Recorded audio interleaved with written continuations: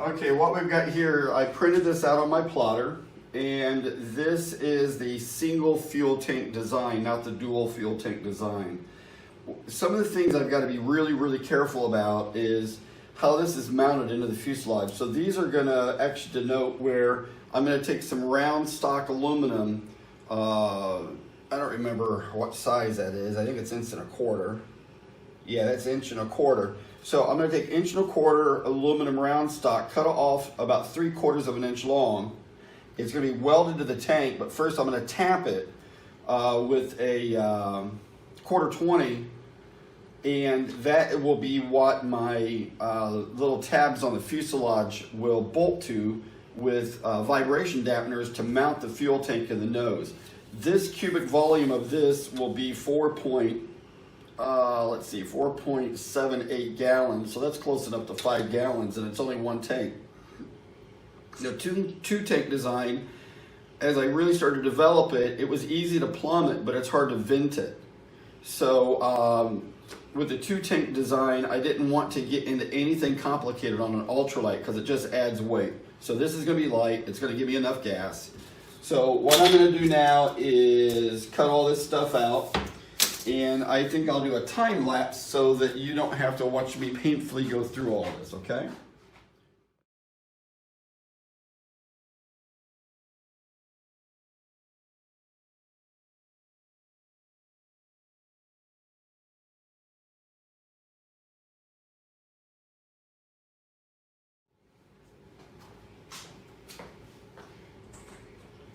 Okay, what I just did, and I'll go back to the time lapse when I start cutting this all up, but I took the 3M Super 77, I sprayed the back of each of my templates.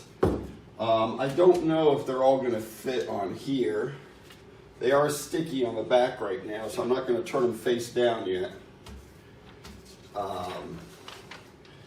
I've got more foam core, but it'd be great if I could fit it all on this one. I don't think I can. Maybe I can. No, that's going to be too tight. We've got one more here. Let's see. Now we've got a puzzle going on.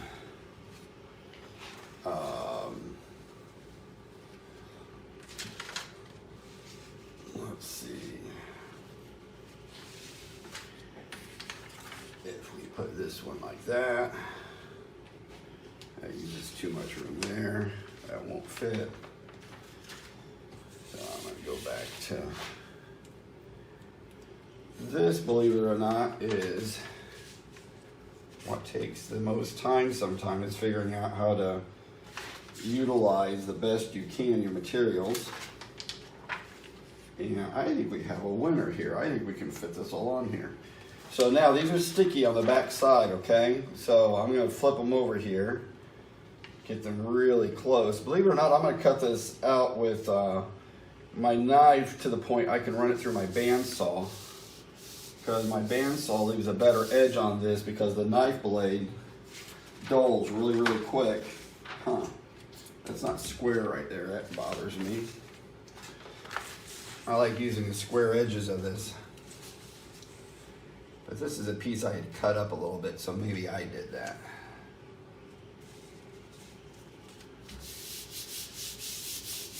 We want these just to stick good enough that I can cut out all my parts.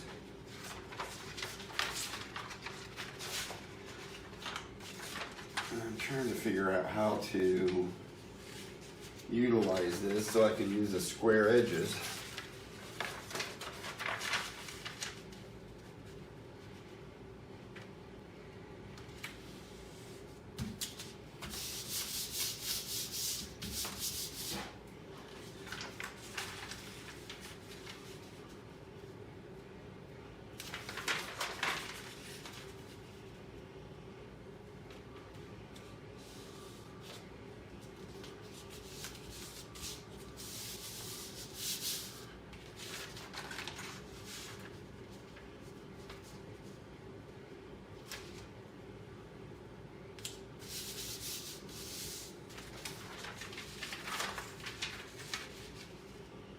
And what do you know?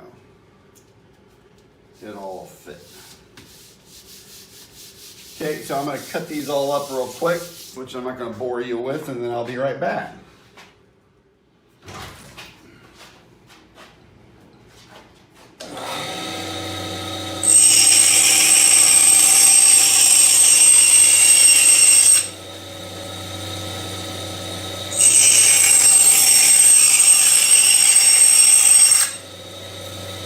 Pretty straight.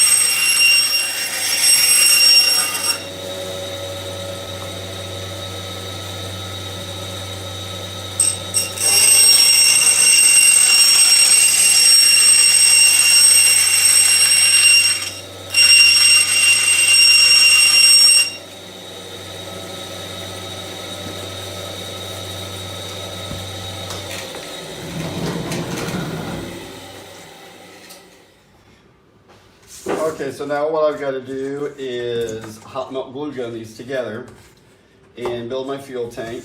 And I'm going to do that with the time lapse so that you don't have to sit here and painfully go through this slowly. So I need to get my hot melt glue gun all fired up and warmed up. Get it running on all 12 cylinders. And give me a couple of glue sticks out here. And I'll be back with a time lapse.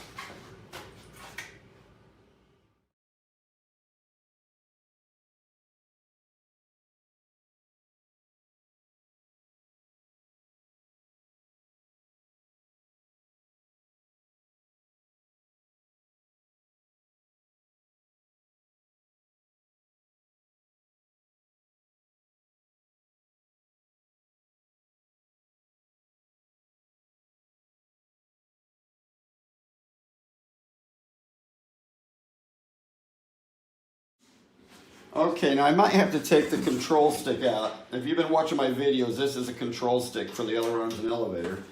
But hopefully, this goes in here and comes up just like that. And it's a little bit long, which is interesting because Oh, it's hitting the thing that holds my airplane together. I built a device to grab the front of the fuselage, and this isn't letting it go in all the way, but I still want about an inch gap in the front. So I need to go back into my CAD drawings, because this should slip right through here and then slide up, so that this is in the middle of the plane of this tubing. But I know I'm close. I mean, that's the reason I do these mock-ups, because if you made this out of aluminum without measuring all these tight tolerances, you could be throwing a lot of aluminum away. But it is really close to fitting, and that is really exciting. So just so you know, right here will be welded a little threaded piece of round tube, round stock. Right here will be welded a little tab, and it will have a shock, vibration isolator there, and a quarter 20 will go through and thread into this, and that's what's going to hold the top of the tank in place. On the bottom here will be another 2 tabs, so if I ever need to take the fuel tank out, I can just undo these 2 tabs, drop this, and slide it out. On the side here, I'm going to have a piece of plumbing come out with an elbow, in here with an elbow, and that will basically be my fuel gauge. I could be able to see through that clear tube what my fuel level is in the fuel tank. So I'm super excited how this is turning out right now. I think if I can actually do this and TIG weld it up and make it right, I could build anything. I know I say that each time I start doing. I know I said when I started welding this fuselage, if I could weld the fuselage, I could do anything. This is the next big step, if I can actually weld up this aluminum fuel tank. So that's it for this video. I'll be back, and we might start cutting some aluminum soon.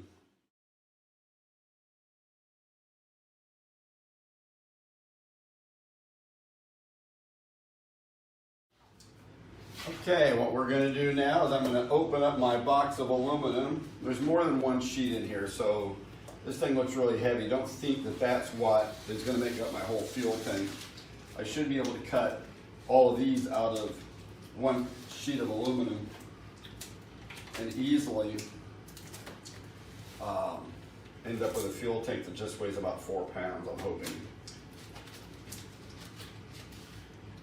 There is a lot of questions about the weight of the engine that can go in the front of this airplane, and I believe the book says up to 80 pounds.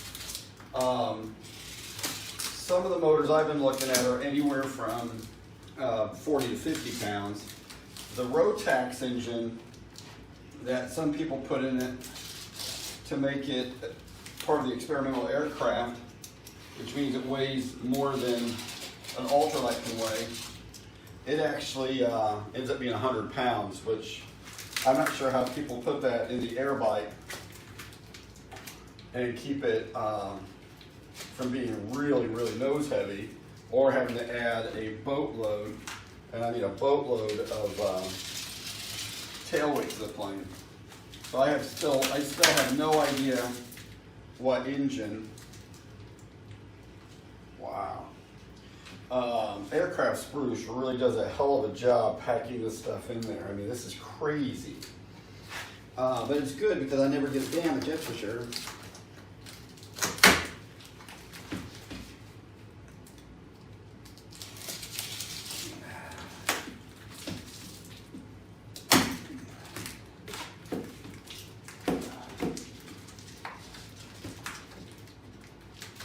An 1/8" aluminum is pretty thick, but I wanted 1/8" because I'm not a great TIG welder yet. I'm afraid of burning through thinner aluminum. Let me grab one sheet out of here. And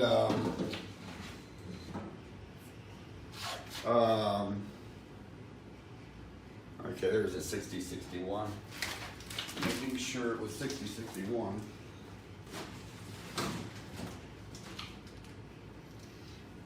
But this is a sheet of it, and my parts here, I'll cut out.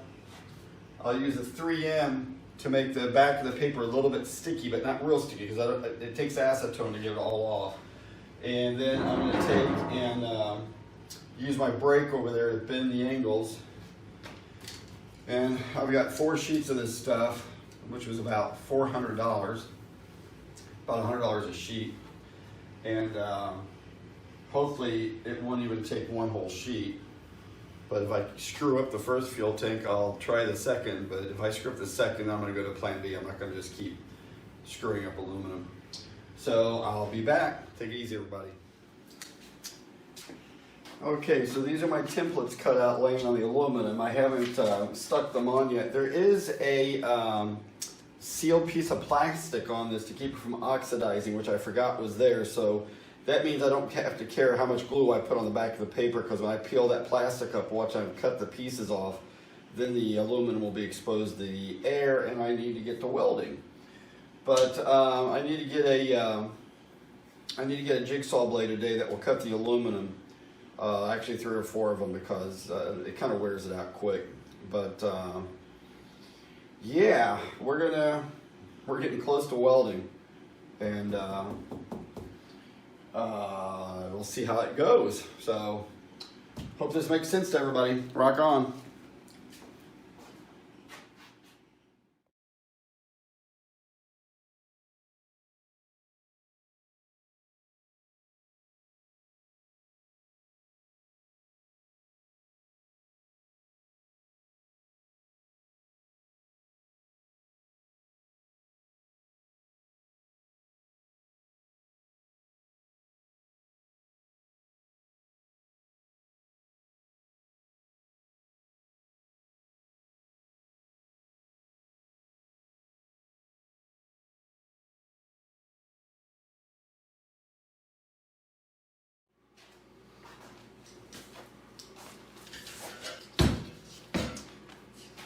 Okay, everybody, that cut pretty good. Actually, it was a lot easier to cut than I thought it would be.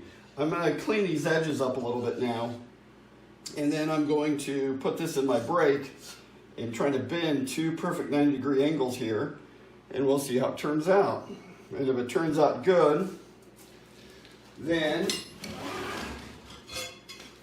we will try to start tack welding some parts together and see how they turn out.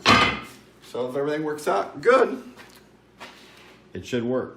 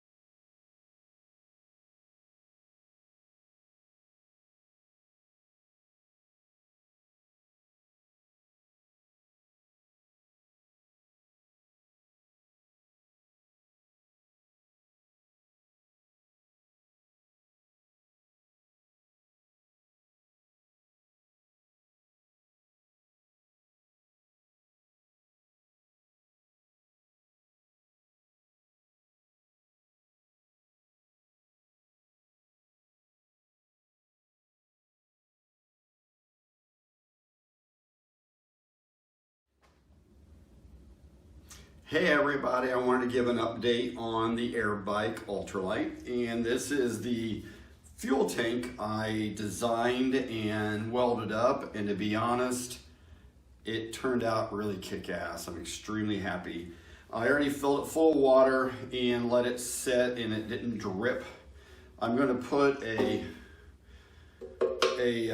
lid on this, a cap that I can put an air fitting on, and I'm going to pressurize it to about 15 pounds and see if it holds that pressure overnight. I'm not going to put too much in it because I don't want to bow it. I made it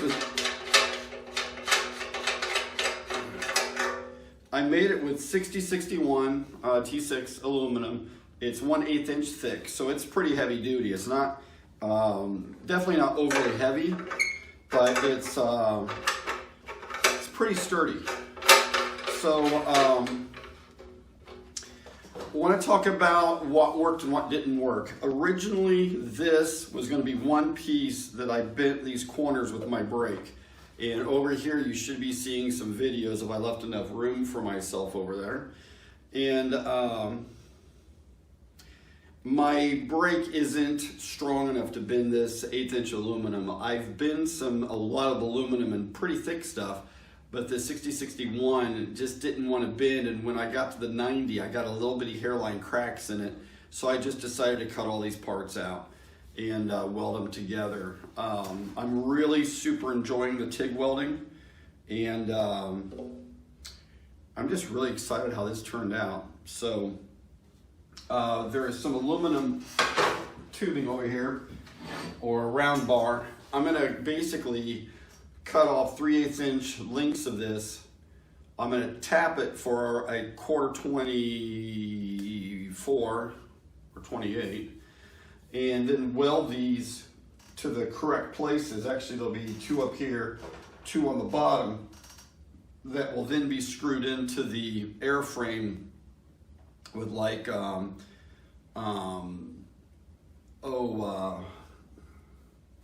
vibration isolators,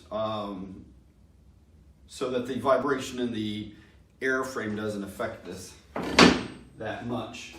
There will be right here and here, or right here and here, 2 90-degree elbows with a clear tube, and depending on where the fuel is in that tube will tell me how much gas I have in my tank.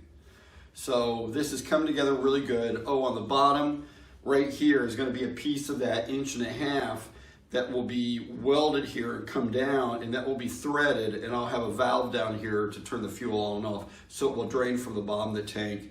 The tank will naturally sit in the airplane with about a 2-degree tilt, but the angle of attack that the airplane flies at is closer to 5 degrees, so the gas is always going to run back to this part of the tank. I did have somebody reach out and say that I should put a pickup in this like you have on a model airplane, where you've got the fuel tube with the clunk in there moving around. I haven't found a lot of ultralight people have done that, but I'm going to research it, so keep the emails coming. So that's my little update, everybody, and hopefully you get a kick out of this, because I tell you, I am extremely happy. Now, I am going to polish this so the entire thing looks like a mirror when it's done, but right now, since I'm still welding on it, it looks kind of rough. So rock on, everybody. Thanks for watching my videos, and I'll get another AirBike update soon. Take care, bye.